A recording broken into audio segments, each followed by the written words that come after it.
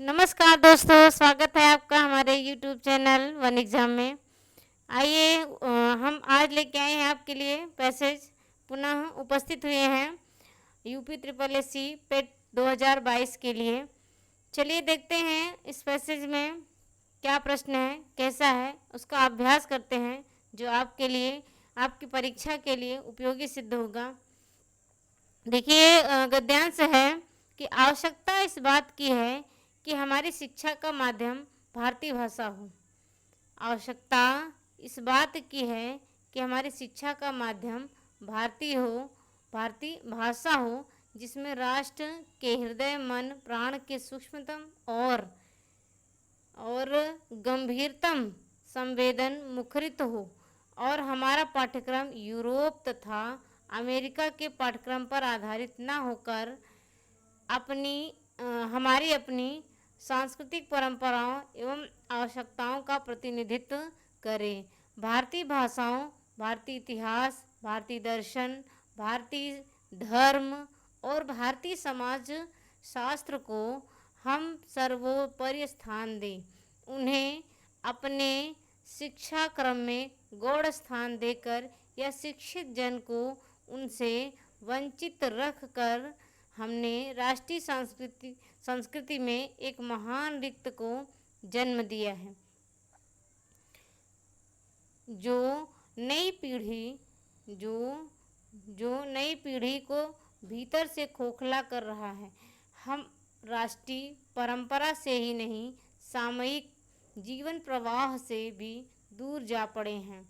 विदेशी पश्चिमी चश्मों के भीतर से देखने पर अपने घर के प्राणी भी अनजाने और अजीब से लगने लगे हैं। शिक्षित जन और सामान्य जनता के बीच की खाई बढ़ती गई है और विश्व संस्कृति के दावेदार होने का दंभ करते हुए भी हम अपने घर में ही वामन बनकर रह गए हैं।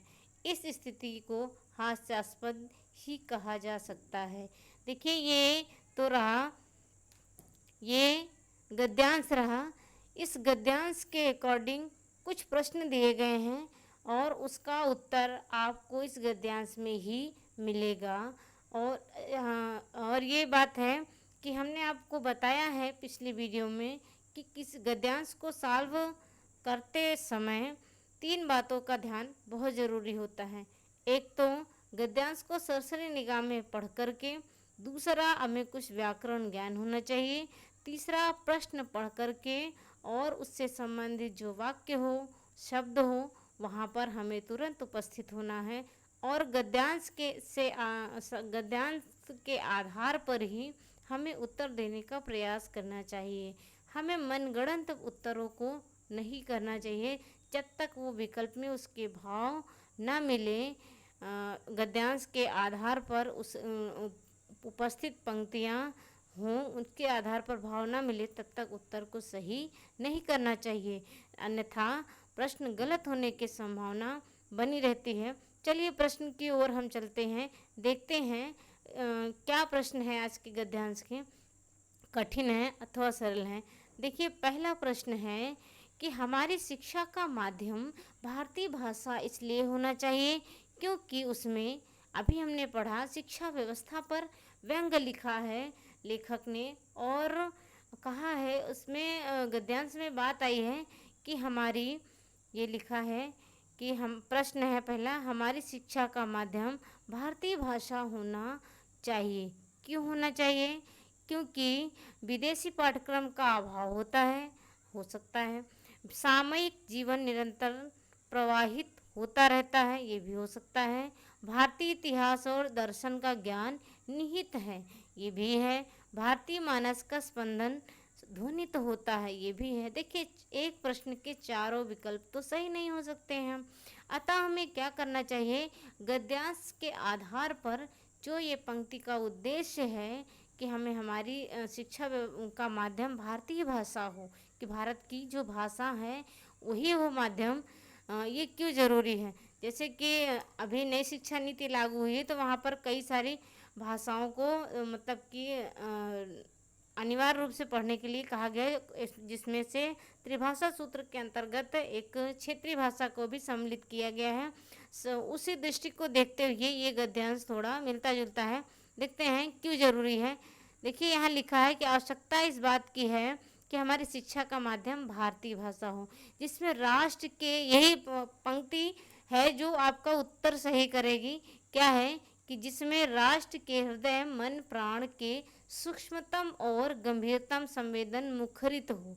मतलब कि वह भाषा क्यों जरूरी हो हमारे पाठ्यक्रम में भारतीय भाषाओं का, क्योंकि इसलिए माध्यम होना चाहिए क्योंकि राष्ट्र के में हृदय मन प्राण के सूक्ष्मतम मतलब गहराइयों से छोटे गंभीरता संवेदना मुखरित हो।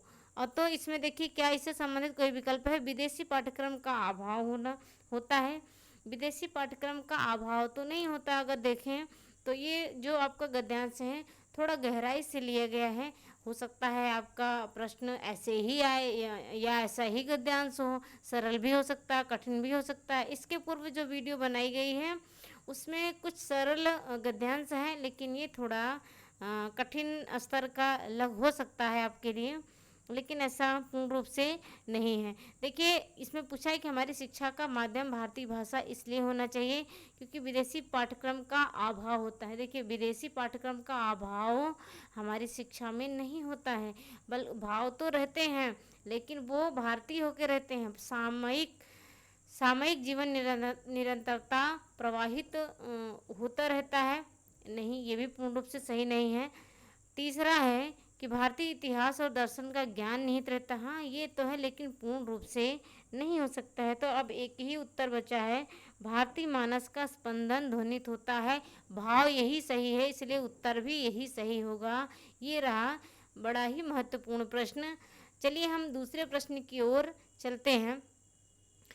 इस गद्यांश का दूसरा प्रश्न है, हमारी शिक्षा में ऐसे पाठ्यक्रम की आवश्यकता है जिसमें कैसे पाठ्यक्रम की आवश्यकता है, ऐसे पाठ्यक्रम की आवश्यकता है जिसमें सामयिक जन संस्कृति का समावेश हो, भारतीय सांस्कृतिक परंपरा का प्रतिनिधित्व हो, पाश्चात्य संस्कृति का पूर्ण ज्ञान कराने की क्षमता हो, आधुनिक वैज्ञानिक विचारधाराओं का सन्निवेश हो। तो देखिए हाँ सब तो मिल रहे हैं, लेकिन हम गद्यांश की ओर मुड़ते हैं। ये कहाँ पर है, ये जो प्रतिनिधित्व शब्द आया है यहाँ पर क्या या फिर इससे जो पाश्चात्य संस्कृति का पूर्ण ज्ञान कराने की क्षमता है, इस तरह के कुछ शब्द क्या इसमें आए हैं, देखते हैं। देखिए यहाँ पर लिखा है कि अमेरिका के पाठ्यक्रम पर आधारित ना होकर जो हमारा पाठ्यक्रम है हमारी अपनी सांस्कृतिक परंपराओं एवं आवश्यकताओं का प्रतिनिधित्व करे। कौन करे? पाठ्यक्रम। हमारा जो पाठ्यक्रम है यूरोप तथा अमेरिका के पाठ्यक्रम पर आधारित ना होकर के हमारी भारतीय सांस्कृतिक परंपराओं एवं आवश्यकताओं का प्रतिनिधित्व करे। आपको उत्तर मिल गया है गद्यांश के अकॉर्डिंग। तो उत्तर क्या होगा कि बी क्या होगा, इसका सही होगा कि भारतीय सांस्कृतिक परंपरा का प्रतिनिधित्व करे। ये तो आपको कठिन नहीं लगना चाहिए। आपका उत्तर क्या है? ऑप्शन नंबर बी आपका उत्तर सही हो गया है। चलिए अब हम तीसरे प्रश्न की ओर चलते हैं। तीसरा प्रश्न क्या है? देखिए बहुत दिनों के बाद आपको ऐसा प्रश्न मिला है जो तीसरे प्रश्न के रूप में उपस्थित हुआ है। उपर्युक्त गद्यांश का सर्वाधिक उपयुक्त शीर्षक है। मतलब कि यह जो उपस्थित गद्यांश है आपके समक्ष, इसका शीर्षक क्या होगा? हमारी शिक्षा व्यवस्था नहीं सॉरी हमारी शिक्षा ये थोड़ा मिस्टेक हुआ। हमारी शिक्षा माध्यम और पाठ्यक्रम, हाँ ठीक है, हमारी शिक्षा माध्यम और पाठ्यक्रम, हमारी सांस्कृतिक परंपरा, ये भी हाँ ये दोनों तो लग रहे हैं। शिक्षित जन और सामान्य जनता पूर्ण रूप से नहीं सही है। शिक्षा का माध्यम तो देखिए अगर हम देखें तो बात इस गद्यांश में इसी की हुई है। किसकी हुई है? हमारी जो शिक्षा व्यवस्था है उसका जो माध्यम है, भारतीय हो या यूरोपीय हो, उसका पाठ्यक्रम कैसा हो, तो विकल्प ए ही सही होगा क्योंकि इसमें इसी की चर्चा हुई है। और जो हमारा जो शिक्षा माध्यम होता है, शिक्षा का माध्यम होता है, हमारी शिक्षा का माध्यम वह और पाठ्यक्रम जो होता है वही हमें गांव और शहर या पाश्चात्यकरण की ओर इसके बीच की कड़ी होती है, मतलब इसको बांटने की जो कड़ी होती है हमारी शिक्षा का माध्यम ही होता है। तो इसलिए इस दृष्टि से यह विकल्प सही होगा इस गद्यांश के आधार पर। चलिए हम चौथे प्रश्न की ओर बढ़ते हैं। देखते हैं चौथा प्रश्न क्या है। शिक्षित जन क्या है प्रश्न। शिक्षित जन और सामान्य जनता में निरंतर अंतर बढ़ने का कारण है कि हम, देखिए, गांव के लोग या फिर सामान्य लोग, वही है सामान्य जनता और शिक्षित जन, इन दोनों में तो काफ़ी अंतर होता है। दोनों सामान्य नहीं होते, मतलब कि जो पढ़े लिखे लोग होते हैं और दोनों में काफ़ी अंतर होता है। तो जो निरंतर अंतर बढ़ता जा रहा है, क्या कारण है उसका कि अंतर दिखाई देता है, तुरंत ही प्रकट हो जाता है। भारतीय समाजशास्त्र को सर्वोपरि स्थान नहीं देते हैं। कौन? ये दोनों, मतलब कि या तो शिक्षित जन नहीं देता है या तो सामान्य जनता नहीं देती है। भारतीय भाषाओं का अध्ययन नहीं करते हैं, विदेशी चश्मे लगाकर अपने लोगों को देखते हैं, नई पीढ़ी को भीतर से खोखला कर रहे हैं। देखिए, ये तो प्रभाव हो गया। क्या है? ये प्रभाव हो गया। यहाँ पर पूछा क्या है? कारण पूछा है कि इसका मतलब कि जो अंतर है इसका प्रभाव कहाँ पड़ता है, तो नई पीढ़ी को भीतर से खोखला कर रहा है, ये प्रभाव हो गया। भारतीय समाजशास्त्र को सर्वोपरि स्थान नहीं देते हैं। देखिए, समाजशास्त्र को सर्वोपरि स्थान देने से अंतर नहीं दिखाई देगा, क्योंकि समाज का एक अंग होता है व्यक्ति, मतलब कि मनुष्य एक सामाजिक प्राणी होता है, समाज का एक अंग होता है, इससे उनमें कोई अंतर नहीं दिखाई देगा। भारतीय भाषाओं का अध्ययन अगर नहीं करेंगे तो क्या इससे हो, ये तो बहुत गूढ़ अंतर हो जाएगा, बहुत दूर का अंतर हो जाएगा। यहाँ बात यह है कि बहुत से पढ़े लिखे लोग होते हैं। देखिए, यहाँ पर बात आई है, हम आपको दिखाना चाहते हैं कि यहाँ लिखा है कि विदेशी पश्चिमी चश्मे के भीतर से ही देखने पर अपने घर के प्राणी भी अनजाने और अजीब से लगने लगते हैं।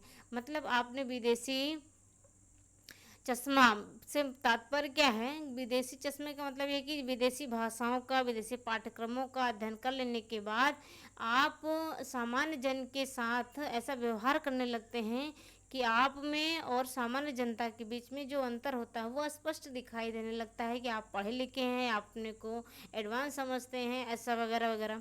तो इसीलिए क्या है, शिक्षित जन और सामान्य जनता के बीच की खाई बढ़ती गई है। तो कारण यही है ना, यही विकल्प में उपस्थित है। तो क्या होगा इसका उत्तर? विकल्प सी क्या होगा? विदेशी चश्मे लगाकर अपने लोगों को देखते हैं। तो अपने लोगों को देखने के लिए विदेशी चश्मों की कोई ज़रूरत नहीं होते, आप भारतीय चश्मे ही लगाइए, विदेशी मत लगाइए। मतलब अपने ही भाव, भारतीय भाव को ही रख करके उनसे व्यवहार कीजिए, तो कभी भी अंतर नहीं दिखाई देगा। ठीक है, अधिक बात नहीं करेंगे इस पर, इसलिए आगे बढ़ते हैं हम। प्रश्न संख्या 5 और ये आज का अंतिम प्रश्न है इस गद्यांश का। देखते हैं क्या प्रश्न है।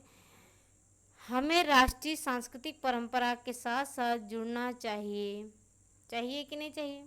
जो हमारी राष्ट्रीय ठीक सांस्कृतिक परंपरा है उसके साथ साथ हमें जुड़ना चाहिए। क्यों जुड़ना चाहिए? सामयिक जीवन प्रवाह से। कैसे जुड़ना चाहिए? अद्यतन साहित्यिक परंपरा से, समसामयिक वैज्ञानिक विचारधारा से, भारतीय नव्य समाजशास्त्र से। तो देखते हैं क्या है।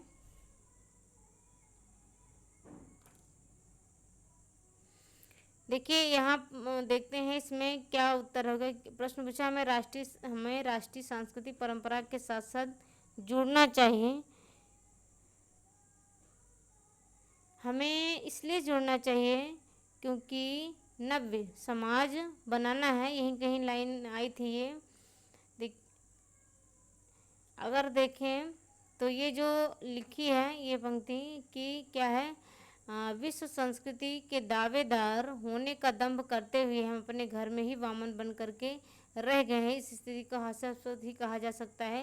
मतलब विश्व की धरोहर जो है संस्कृति के दावेदार होने का दंभ करते हैं। मतलब हमें तो संस्कृति का, जो हमारी राष्ट्रीय संस्कृति परंपरा है उसका तो बड़ा हम करते हैं, लेकिन उसको फॉलो नहीं करते हैं। इसलिए देखिए हमें राष्ट्रीय सांस्कृतिक परंपरा के साथ साथ जुड़ना चाहिए। हमें क्या है, भारतीय नव्य समाजशास्त्र से जुड़ना चाहिए। इसका अर्थ उत्तर क्या है, उत्तर डी है, भारतीय नव्य समाजशास्त्र से जुड़ना चाहिए। आपको बता दें कि भारतीय नव्य समाजशास्त्र से तात्पर्य क्या है। भारतीय नव्य समाजशास्त्र से तात्पर्य ये है कि हमें जो नव्य मतलब नया, क्या होता है, नया, तो और भारतीय भी हो, नया भी हो, मतलब कि विदेशियों से भी ग्रहण किया हो, ऐसा समाजशास्त्र का तात्पर्य है कि समाज का अध्ययन करने वाला एक शास्त्र है। सामाजिक धारणाओं को धारण करने वाला, सामाजिक विशेषताओं को बताने वाला ऐसा शास्त्र है। उसमें ये हम क्या, नए और पुराने सभी सभी गुणों को धारण करते हैं, सभी विशेषताओं को धारण करते हुए हमें अपने देश को भारतीय नई विचारधारा से जोड़ने के लिए, इसलिए राष्ट्रीय सांस्कृतिक परंपरा के साथ साथ इसीलिए जुड़ना चाहिए। हमें क्या है, हमें राष्ट्रीय सांस्कृतिक परंपरा के साथ साथ जुड़े रहना चाहिए। हम चाहे जितना विदेशी पढ़ लें, विदेशी खा लें, विदेशी पहन लें, वस्त्र पहन लें, लेकिन हमें क्या है, अपनी राष्ट्रीय सांस्कृतिक विचारधारा से अवश्य जुड़े रहना चाहिए। तब जब जुड़े रहेंगे तो क्या बनेगा, हमारा देश भारतीय नव्य समाजशास्त्र या हमारा भारत क्या है, एक नया भारत बनेगा। इसलिए भारतीय नव्य समाजशास्त्र ये इसका होगा, उसके साथ में जुड़ना चाहिए। ये आज का गद्यांश रहा आपके लिए। आप हमारे साथ साथ हल किए। वीडियो को पूरा देखने के लिए बहुत बहुत धन्यवाद। ज़रूर ही आपके लिए लाभदायक सिद्ध होगा। फिर हम मिलते हैं अगले वीडियो में नए पैसेज के साथ, नए गद्यांश के साथ। तब तक के लिए नमस्कार।